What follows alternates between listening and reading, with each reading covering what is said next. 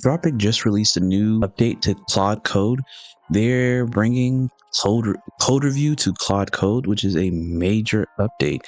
I'm a software engineer of 6 years, and code reviews are very important, but a lot of developers have major issues with code review, and we'll get into that a little bit later on. But we will first figure out what code review is, and that's how powerful it is. And they said today we're introducing code review, which dispatches a team of agents on every pull request to catch the bugs that skims miss.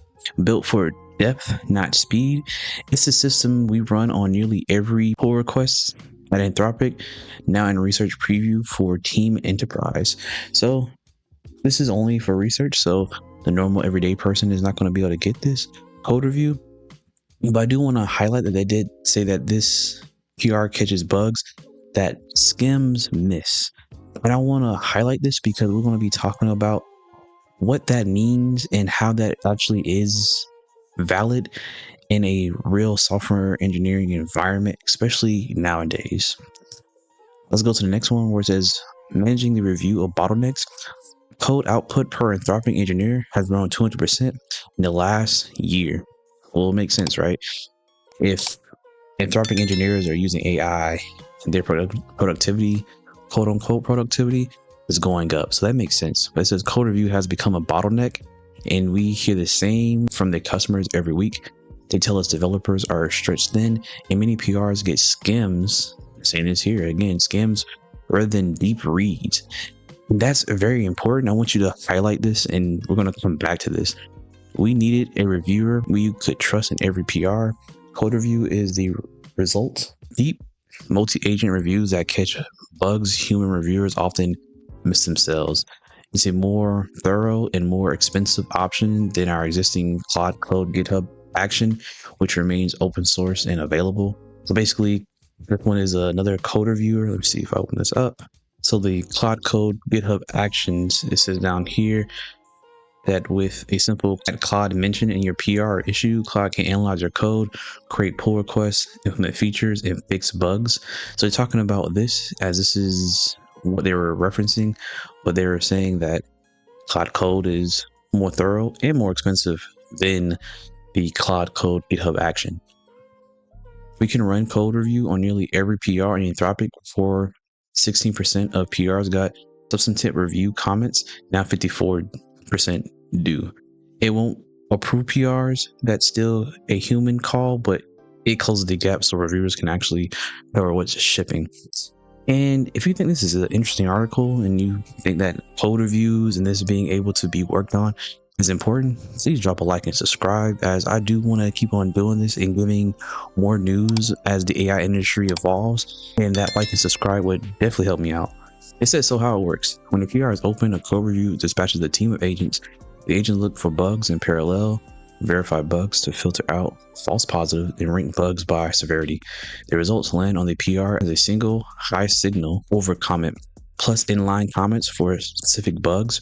Reviews scales with the PR. Large or complex changes get more agents and deeper read. Trivial ones get lightweight pass. Based on our test, the average review takes around 20 minutes. So basically they're saying the bigger the code base, the more code you actually have, the longer it takes, and the more expensive it will be. And it takes about 20 minutes, which is an interesting stat. Code review in action. We've been running code review internally for months on large PRs. They said over 1,000 lines, change, 84% findings, averaging 7.5 issues on smaller pull requests, under 50 lines. That drops to 31%, averaging 0.5 issues.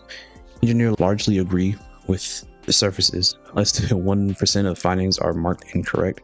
So basically they're saying that in this sentence that over 1,000 lines changed, 84% of findings, and averaging 7.5 issues. That basically telling you just how much AI is catching when it comes to these code reviews, basically. And so they're explaining to you just how important these AI agents are and how much they catch. They say even in a one case, a one-line change for production service looked routine and was the kind of if that normally gets quickly approved, or you flagged it that's critical.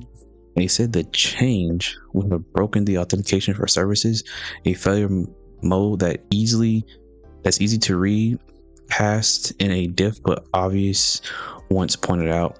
It was fixed before the merge, and the engineers shared afterwards that they wouldn't have caught it on their own. Interesting. They say early access customers seeing similar patterns. Let's jump down here to the cost of control. Code review optimizes for depth and is more expensive than lighter weight solutions like Claude Code, GitHub Action. Reviews are billed on a token usage and generally average between $15 and $25, scaling with PR sizes and complexities. Admins have many ways to control spend and usage. Monthly organization caps define total monthly spend across all reviews. Repository level control enable reviews only on the repository you choose. Analytic dashboards track PRs reviewed, acceptance rate, and total review costs. And of course, getting started, code review is only available now for research and beta for teams and enterprise, and it's for admins and developers, blah. And that's basically Claude Code in a nutshell. But I did want to go back to, well, how expensive this thing is. They did say that the average cost is about $15 to $25, and it does seem like it could be $15 to $25 per code review, which is almost the same cost as maybe intern developer at like a small company. I know a lot of people think of like those major FANG companies that interns are getting paid stupid amount of money, but I promise you there are literally developers that are interning for free. So there's a range between free interns and ultra mega FANG money interns that are getting paid already six figures, maybe even 200,000. Who knows, right? And what they were even highlighting even at the beginning was that PRs catches the bugs that skims miss. And I want to say that this is more of an issue in the industry. I think a lot of times you think of developers, they're really smart, really capable, can build a lot of stuff. But a lot of companies aren't built from a developer perspective. Most developers are at the service of the business or the client. Think about like a Walmart may be a grocery store and they have that technology. When Walmart is making in-house software and they have their software engineers make things, Walmart is trying to get a product out. Business is trying to turn a profit. So what happens is once something is built and constructed and users and businesses are using the product, what ends up happening is that it becomes good enough. A lot of times the business, the customer don't see the value of going in and looking at the code reviews and seeing the pull requests and making the changes, because even if the small micro changes or bugs get into the code, a lot of times the user does not see it. Sometimes bugs are literally in a system from day one, but doesn't really get seen until a year later, because these are edge cases, special use cases that have to be kind of triggered in order for this to really become a problem. And companies don't want to invest in the manpower. Honestly, invest in fixing bugs and reviewing code, because like they said, a code review can be, a one-liner. But even though it's a one-liner in a huge code base, so a one-line change can then affect the entire code base that it's in. But do companies want a senior developer, a tech arc, somebody with seniority, right? Because a junior dev, maybe a mid-level dev, probably wouldn't be the ones reviewing code. It's more of a senior level tech architect level skill set to review code and see how it affects code at a higher scale. How long are you going to be paying a senior dev or a tech architect to be reviewing code? AI even takes 20 minutes to do it. I'm not sure if most tech architects, if they were in a meeting and they were going to be traceable for what they're doing from a job perspective, and they were telling their boss that, hey, for the last hour and a half, I was looking at a one-line code change.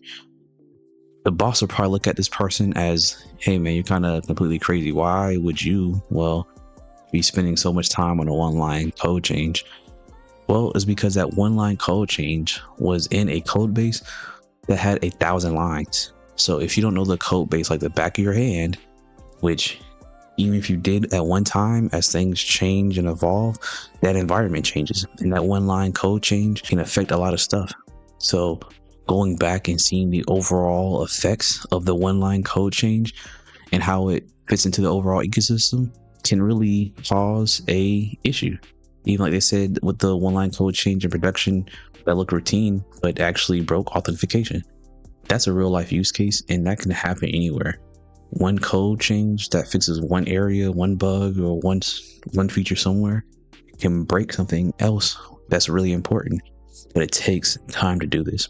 And these agents are just more so of a way to speed up that process. And even in the days before AI, they had cool analysis software like PMDs and stuff like that analyze code to see common errors, even errors like variable naming and all other stuff. So this is better, but it's very costly. $20, $15 to $25 for every pull request, and it takes 20 minutes to review. You can use it and then leave it alone and come back to it and then review it later on. And that'd be probably more efficient use cases for a senior developer or tech architect's time. But that would also still be that the tech architect should, as far as a best practice, still look back through the code. So you would be spending money to help the tech arc or senior developer review the code, but the developer should still look at the code with fresh eyes and not even biased by what the AI used, just in case the AI is wrong, or just in case you want to catch something that the AI didn't catch. Either way, I do think this is pretty cool technology when it comes to code review, but tell me what you think. Do you think that this Claude Code Review is a complete game changer? You think this is something that you could use? And before you go, one bonus use case for this is, well, the vibe coders. People who are vibe coding different applications and putting them together, that are using Claude, Gemini, ChatGPT, and building their own applications that aren't tech savvy like that. Well, you now kind of have a senior dev in your pocket, right? And a lot of these people probably not going to spend as much money on code reviews because they don't understand the power of a code review and the headaches that you're not having by getting code reviewed earlier on and on a consistent basis. So basically, these vibe coders can now build an application that works, but they can also review their code to build a more bulletproof and resilient code base, which is, I think, a good idea. This is not a bad idea. I'm pretty sure ChatGPT, Gemini is going to come out with something very similar to this, but it's cool to have Claude come out with it because they are probably the developers' #1 go-to AI model. But tell me what you think in the comments down below. With that being said, your boy Dex, not Dexter, out.